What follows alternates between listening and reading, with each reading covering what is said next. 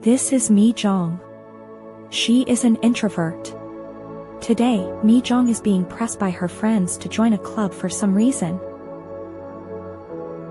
She said that she's just not interested, but her friends still forced her to join the club. She looks alone and doesn't even know how to play bowling. After not having much fun, she wants to leave. Her friends say that she should move closer because she lives far away. She couldn't say anything but smile. She decides to meet up her sister.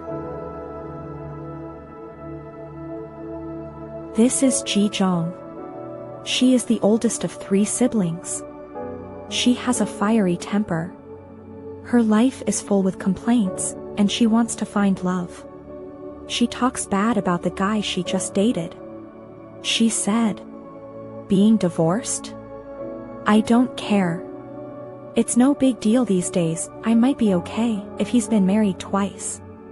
But come on, he has a kid. Nothing's more precious to you than your own kid. But that kid means nothing to me since it's not my kid." However, their annoyance is cut short as they realize what they are discussing is happening right beside them. You can feel the tension in the air as everyone at the table realizes what they said. Mi Jong and Ji Jong want to leave, but the man say, "I may have gotten divorced, but the best decision I ever made was getting married. How else would I have met such precious kid?" Mi Jong knew that man.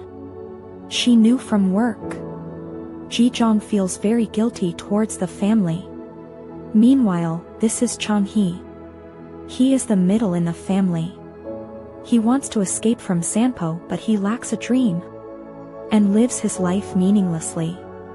Chang Hee faces a public split with his girlfriend.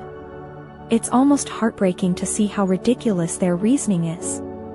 His girlfriend cheat on him. She say, "You are unbearably old-fashioned. Disgustingly old-fashioned." As they make their way home, the 3 appear discouraged and bored with their life. Ji Jong, at home, tells her sister that she should apologize to the guy from earlier because they work in the same workplace, but she feels it's unnecessary. Chang Hee stares out into the sky with a sadness expression on his face.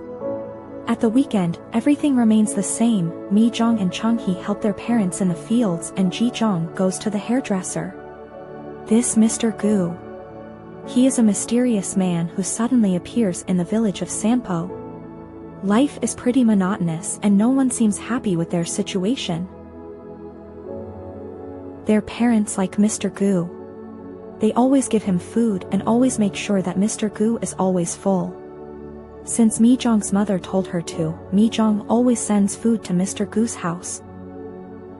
Ji Jong is very upset that her hair is not straight.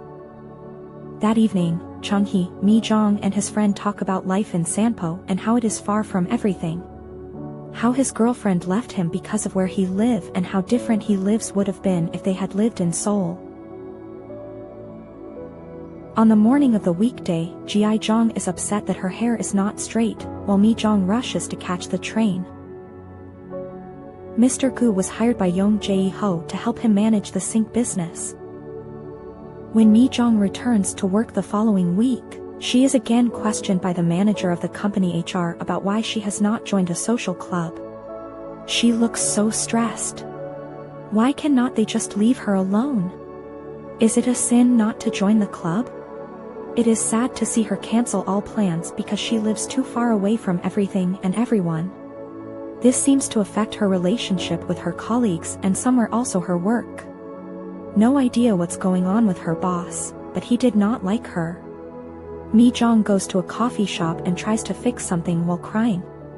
She imagines being with a lover while she is there. She feels better and stops crying because she imagines their comforting presence. Then, she forces herself to start working again. The day after, she accidentally hears her co-workers gossiping about her.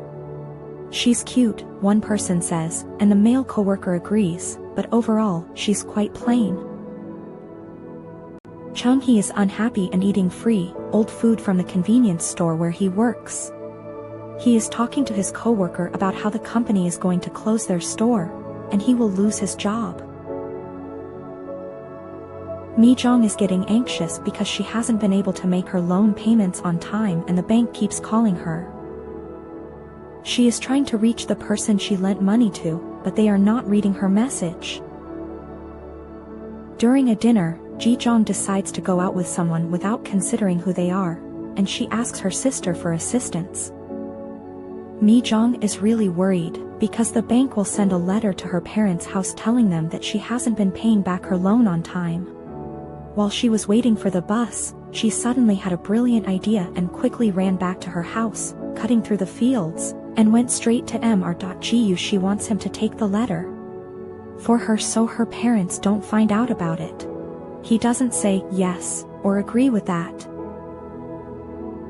She feels happy for some unknown reason. This for you, beautiful.